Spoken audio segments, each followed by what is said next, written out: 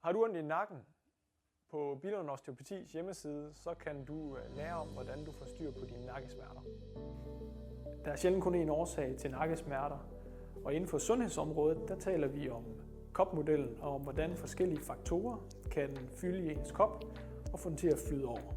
Og forskning har faktisk vist, at forskellige faktorer, både fysiske faktorer som skade, sygdom og ensformig belastning, men også psykiske faktorer som stress, bekymringer, tanker og adfærd kan have betydning for udvikling af smerter.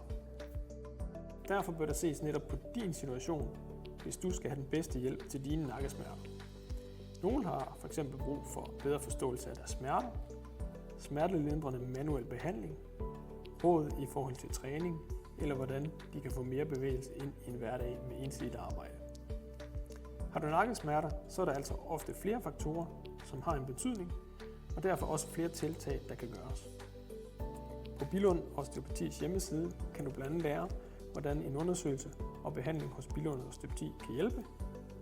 Du kan få gode råd i forhold til, hvad du selv kan gøre, og du kan finde gratis øvelsesvideoer og træningsprogram. Hvis du har yderligere spørgsmål, så er det også muligt at booke et gratis telefonopkald.